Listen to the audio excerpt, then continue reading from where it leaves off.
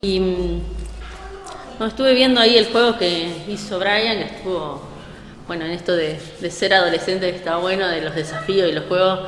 Creo que es una de las cosas que nos alegra y que aprendemos a través de los juegos, cuando somos niños más todavía, ¿no? Y está bueno eso de aprender a través de cosas lúdicas y que sean para bendición y para eternidad, ¿no? Aprender la palabra de Dios es una de las cosas que es un tesoro eterno, ¿no? Eso está bueno, que a veces uno piensa en cosas materiales como los tesoros y dice que uno de los tesoros eternos es aprender su palabra. Así que está bueno esos desafíos y los desafío a ustedes como adolescentes de ir atesorando la palabra de Dios. Y como ahí Michael en la invitación puso tres símbolos que de alguna manera hacen un esquema del texto que estamos aprendiendo y además de lo que vamos a aprender, el significado, ¿no? El camino, la verdad, ahí está la palabra de Dios, y la vida significada o representada en un corazón. Pero yo, antes que nada, voy a hablar del yo soy. Y el yo soy viene desde el Antiguo Testamento, ¿no? Y en una de las, está pronunciado allá por Génesis 26:3, que habla a Isaac y le dice que se quede en ese lugar de los extranjeros, y dice que él va a estar presente cuidándolo y va a estar, si obedece su palabra, él lo va a estar protegiendo y cuidando. Yo estaré. Y después en Éxodo, que es el más conocido, el yo soy, cuando Moisés se encuentra frente a la zarza y tiene que hablar con el pueblo de los israelitas y decirle, tuve un encuentro con Dios y cómo me van a creer y cómo van a seguir que sos vos el que me mandaste, cómo le digo que sos el Dios de Abraham, de Isaac, ¿no? De Jacob, ¿no? Y él le dice, yo soy el que soy, ¿no? Y ese yo soy el que soy pareciera que fuera como, no me querés decir el nombre, ¿no? Pero no es eso. El yo soy, obviamente, tiene que ver con esto etimológicamente, ¿no? Las palabras en la Biblia tienen como un significado más profundo cuando uno va a la raíz.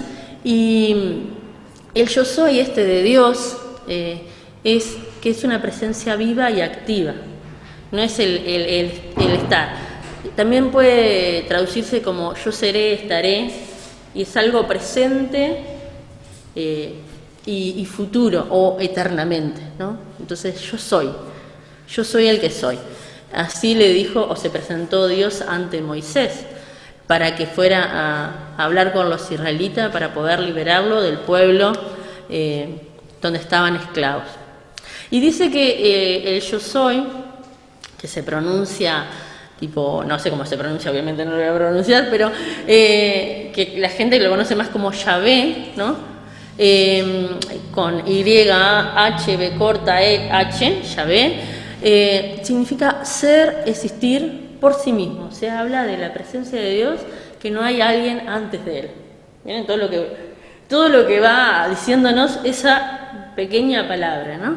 Y dice que es uno de los 7 nombres de Dios. Hay gente que, conoce tipo la palabra Adonai. Yo no voy a entrar en esos detalles, pero sí es uno de los más importantes que después Jesús toma para presentarse. Y hablaba no yo soy Brenda, yo soy Micaela. No se estaba presentando solamente el nombre, implicaba mucho más, ¿no? Por lo que estoy diciendo, implicaba que era alguien que existía antes de vos nacer, existía de la creación del mundo, ¿no? Yo soy. Entonces, claro, imagínate a Jesús diciendo yo soy. En la Biblia dice que en una parte cuando él empieza a decir yo soy, hubo gente que intentó apedrearlo a Jesús, porque sabían de qué estaba hablando, no se estaba presentando, y utilizó metáforas que después vamos a ir desarrollando más adelante en otras reuniones de los diferentes yo soy, ¿no? A mí me tocó de yo soy el camino, la verdad y la vida. Y algo muy importante que está, y ahí descarta todas las religiones, es nadie viene al Padre si no es por mí. Vieron que a veces dice, hay una frase que dice, todos los caminos conducen a Roma. Y en este caso, que cambiamos la palabra Roma y ponemos amor, no todos los caminos conducen al amor, ¿no? Si ponemos en el caso de Dios como el destino, ¿no? Y solamente hay un solo camino, no hay 2 o 3 caminos. Bueno, y a mí se me venía en esto de camino, en la etapa que uno está cuando es adolescente, de tomar muchas decisiones y de ver, bueno, qué camino yo elijo, ¿no? O una encrucijada, es cuando uno va a un lugar y tiene muchos posibles lugares para ir. Y muchas veces nos encontramos, siendo adolescentes o jóvenes también, tomando decisiones. Y Jesús te dice, yo soy el camino, ¿no? Y hay gente que, bueno, yo quiero hacer la mía, ¿no? Y toma su propio camino. Y muchas veces ese camino termina, bueno, con consecuencias que termina afectándose por tomar malas decisiones o malos caminos, ¿se entiende? Entonces el camino que ofrece Jesús es el mismo, ¿se entiende? Es conocerlo a Él y dejarte guiar por Él. Esa es una de las formas que nos presenta. Yo no le había pedido que pusiera algo de camino o no. Y les voy a leer en relación al camino. Ya le dije lo del yo soy, que tiene que ver con en el Antiguo Testamento, y Jesús se menciona y se presenta como ese yo soy que se presentó ante Moisés, ¿no? Yo soy.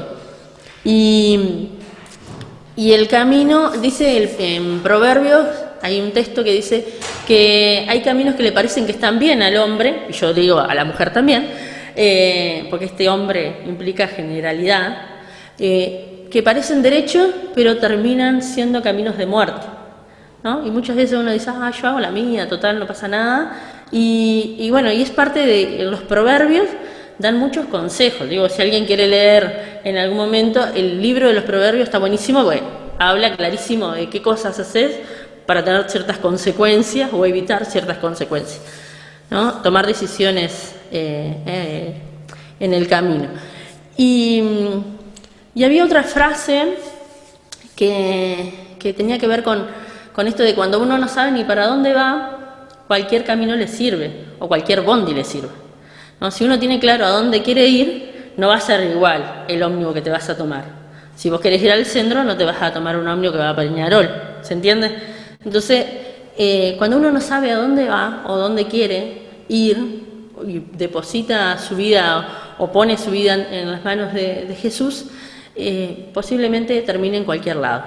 Y me ha pasado conocer pila de situaciones de personas que toman decisiones apuradas o caminos apurados y que lamentablemente se ven afectados y afectan a los demás. No es que uno, hago la mía, no pasa nada. Siempre que tomamos decisiones, bendecimos o perjudicamos, o otras personas se entristecen por las decisiones que nosotros tomamos. Hoy en día está como la frase, hacé la tuya, ¿no? Y Jesús nos vuelve a decir, mire, a mí me encantó esto que leí y me alegró cuando leí este salmo, que lo hace David. Es el Salmo 16:11, dice, me mostrarás el camino de la vida. Hay gran alegría en tu presencia, hay dicha eterna junto a ti. No cualquier cosa lo que está diciendo, ¿no? Lo voy a volver a leer. Está hablando de Dios y estamos pensando en Jesús, que es el camino.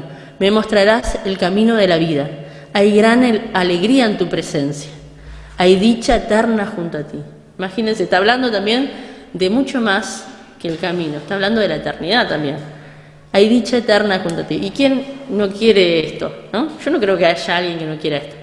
Y creo que son promesas de Dios que hay que aprenderlas a descubrir y a atesorar en el corazón para poder tenerlo en nuestra vida, ¿no? Son promesas que te dice, voy a contextualizar lo que estaba pasando cuando dijo Jesús, yo soy el camino, la verdad y la vida.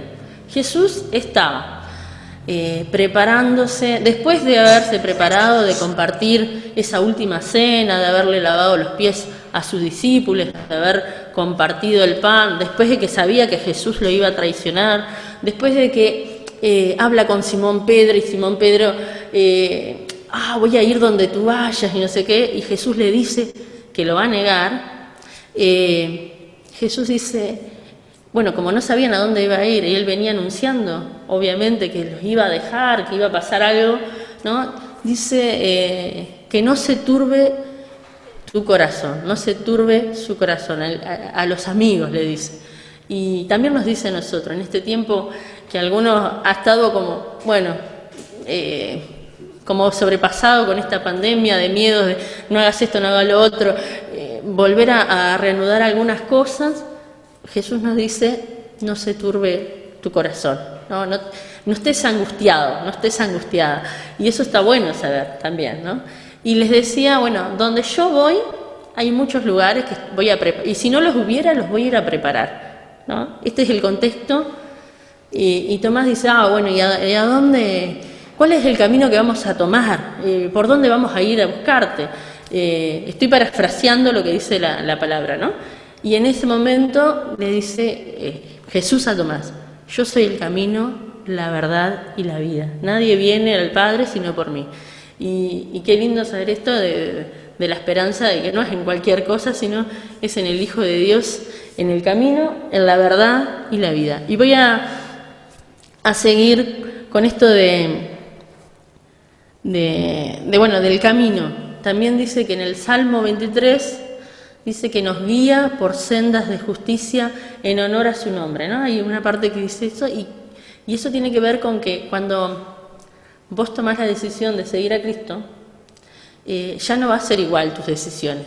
Van a estar guiadas, van a estar acompañadas a tomar decisiones que tengan que ver no solo con mí, no solo con lo que yo necesito, con lo que quiero, sino también en función de la justicia del otro o de las injusticias. Y tiene que ver con ese amor de Dios que hace que, bueno, cambiemos y transformemos nuestra mirada hacia los demás también. Y en cuanto a la verdad, y esto es como difícil a veces de tomar, porque a veces hay gente que dice, bueno, yo tengo mi verdad, vos tenés tu verdad, y cada uno anda en la suya, ¿no? Y Jesús aclara que Él es la verdad, y a veces es difícil, bueno, como entender y sobrellevar. Y cuando estaban en un momento los discípulos y la gente ahí, en Juan 8, les voy a leer, para asociar con qué compara Jesús la verdad, ¿no? 31.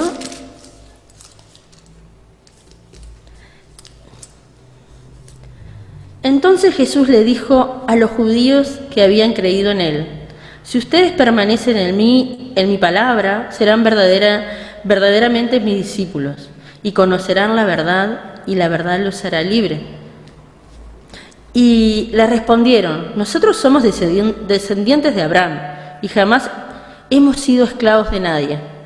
¿Cómo puedes decir ustedes serán libres? Jesús les respondió, de cierto les digo que todo aquel que comete pecado, esclavo es del pecado. Y el esclavo no se queda en la casa para siempre, el Hijo sí se queda para siempre. Así que si el Hijo los liberta, serán verdaderamente libres. ¿Se entendió? ¿Qué es lo que pasó? Entonces compara la verdad con la libertad, ¿no? Esta de ser verdaderamente libre. Y compara con esta realidad del ser humano, ¿no? Que es pecador y que comete errores. Y vuelve nuevamente esta diferencia entre el esclavo. Bueno, dice que el esclavo, por más que quiera, no puede estar en su casa, ¿no? Y el hijo sí. Entonces cambia eso, nos da la posibilidad de ser llamados hijas e hijos, ¿no? En Juan 1:12 dice, aquellos que creyeron en su nombre, en el nombre de Jesús, y ¿no? le confesaron con su corazón, lo pronunciaron con su boca, dice que les dio la potestad de ser hijos e hijas. O sea que nos adopta y somos hijas e hijos de Dios. No es cualquier cosa lo que está diciendo. Y y nos da la libertad. ¿Qué significa? ¿Que yo, bueno, no voy a volver a equivocarme? No, pero nos libera y nos justifica a través de la vida de Jesús. Voy a ir a la palabra vida,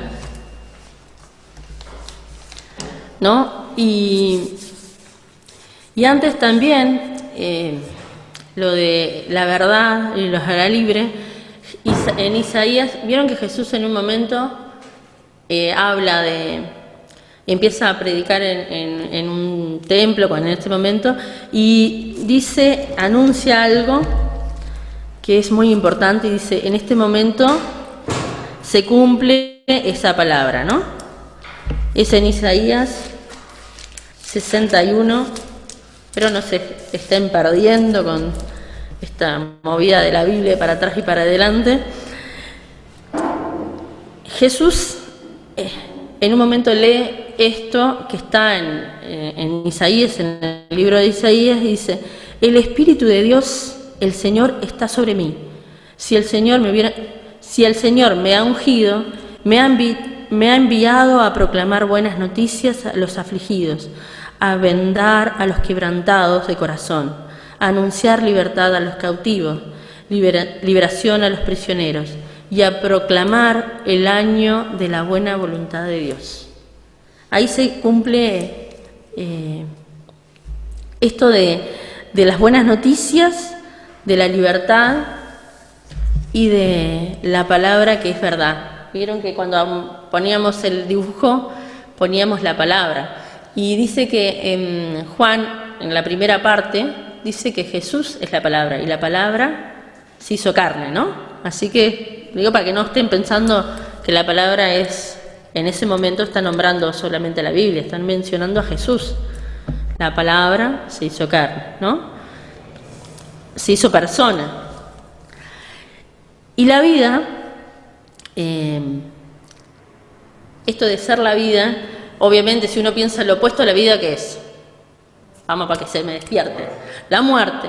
Entonces, dice que esto de atesorar textos en el corazón, me acuerdo de un texto que me lo acordaba desde que tenía 16 años, ¿no? Que fue como ese texto que te marca a veces en tu vida, y sin él a veces.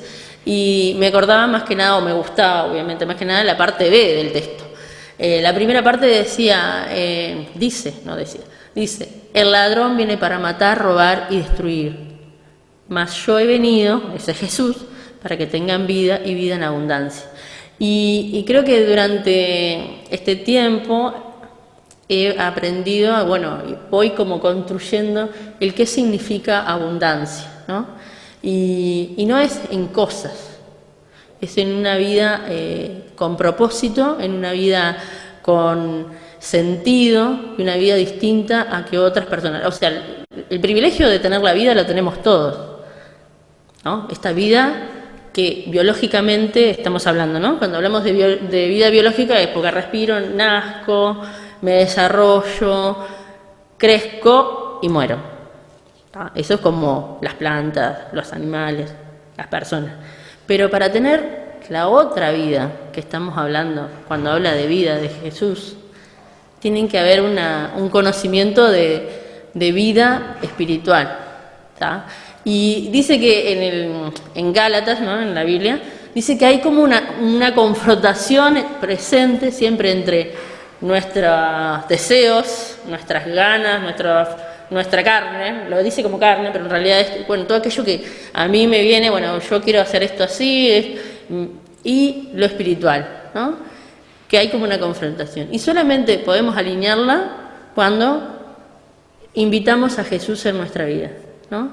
Y volver a estar en una vida con propósito y con una vida eterna. Está hablando de mucho más de vivir una vida plena. Hablé del nacimiento espiritual en Juan 1:12, ¿sí? Y para terminar esta parte de la vida, ¿no? Creo que es necesario, hablando de la muerte, aquel que no hubiera muerto porque no tenía pecado, entregó su vida por mí, por ti, para que yo tenga vida. ¿Se entiende? El que no iba a morir. ¿Y cómo muere? ¿Cómo muere? Se me olvidaron cómo murió Jesús. En una cruz, crucificado. Así que tuvo que morir de la peor forma, que era en ese momento, por mí. Alguien que no necesitaba hacerlo, ¿no? Jesús vino. ¿Por qué? Uno se pregunta. ¿Por qué? Por amor. Solamente por amor. Y, perdón que me... Y es imposible, y estoy pensando también en esto de encontrarme con la cruz. La cruz no es solamente, o Jesús no es solamente para aquellos que no conocen a Jesús. Es para mí, para cada día, para recordarme cada día que Jesús murió por mí. Y dice también que por amor, ¿no? Que a través de la cruz tenemos esta posibilidad de que en esa cruz tenemos el perdón de nuestros pecados. En esa cruz tenemos la justificación de nuestros pecados. Y en esa cruz tenemos la restauración de nuestros pecados. ¿Qué quiere decir? Que bueno, que tengo la posibilidad de tener una vida distinta solamente si recuerdo y voy a esa cruz. Y esta vida plena o vida con sentido solo va a ser cuando sea atravesada. Yo creo que la última parte del corazón, yo le pondría además del corazón la cruz, porque es la única forma de recordar que el camino al Padre tuvo que ser con su vida puesta, su vida entregada en esa cruz por mí. Y está bueno recordarnos que no hay diferencia. Todos necesitamos del amor de Dios y de esa cruz. ¿Sí? Porque a veces uno piensa, bueno, yo ya me convertí, dejé de ser incrédula, conozco a Jesús, entonces ya soy un escalón más. Y sin embargo no, cada día, si alguien tiene el valor de levantar la mano y decir, no pequé hoy. Sin embargo, bueno, si uno piensa, sí, capaz que pensé algo que no estaba bueno, hice algo que no estaba bueno, discutí con alguien, ¿no? Entonces cada día yo tengo que volver a esa cruz. ¿Para qué? Dice que para aquellos que ya son creyentes es para la santificación. Dios quiere que nosotros estemos cada día en un encuentro personal con Él, santificando y glorificando su nombre.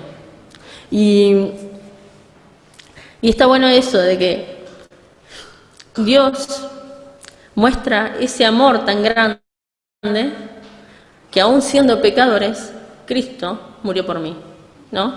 Y volvemos a recordar. Yo me quedé pensando en esto de, me encanta ver adolescentes que buscan, que escudriñan, ¿no? Esa palabra después la buscamos si quieren en el diccionario, que buscan la palabra de Dios, pero sobre todo que buscan y quieren agradar a Dios en sus acciones, ¿no? Y siempre que digo algo tiene que ver también primero conmigo, ¿no? Antes, yo creo que nadie puede pararse acá ni siquiera hablar de Cristo si antes no te habló a vos, ¿no? Entonces me habla primero a mí y después o me corrige a mí, me justifica a mí, me restaura a mí y después lo comparto con otro. Entonces está bueno eso de recordar de que atesorar la palabra de Dios nos ayuda a ir caminando por ese camino que Dios quiere, que es Él, ¿no?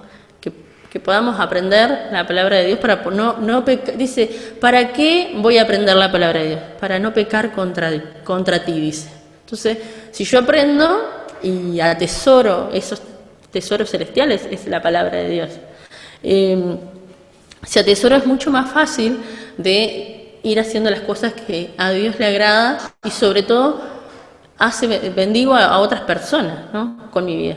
Yo vuelvo a decir, comparto con algunos adolescentes, o he visto el proceso de algunos adolescentes, y estoy pensando en mi cana, y que me alegra y me pone feliz, y espero que yo en algún momento haga feliz a otra persona, decir, qué bien que entendió lo que significa el amor de Dios y de compartir. Entonces nosotros somos cartas abiertas. Vos podés ir con esta palabra a predicarle a alguien, pero si en tu vida no sos una carta abierta, estamos más o menos ahí. Entonces, en esto de ser la verdad, en esto de ser camino y la vida, que no nos olvidemos que es el único camino, no hay otro. Si te vienen a decir otra cosa, vos andás a Juan 14:6, que seguro te ayuda por dónde ir. Agradezco este tiempo y quiero que el Señor les bendiga, y recordar que la cruz es el ejemplo más grande de amor que hizo Jesús por cada uno de nosotros, y que tenemos que ir, aquellos que no conocemos a Cristo y aquellos que conocemos a Jesús, ir cada día ante la cruz para pedir perdón por mis pecados, para poder ser justificados esos pecados y para que me restaure. ¿Para qué? Para santificación. Y sin duda se nota cuando alguien tiene a Cristo, porque da fruto. Entonces es parte de eso. Y quiero decirles, que Dios los bendiga y que puedan seguir creciendo en su amor y su misericordia. Y es solo por gracia, no podemos hacer mucha cosa más que tratar de seguir en su camino. Gracias.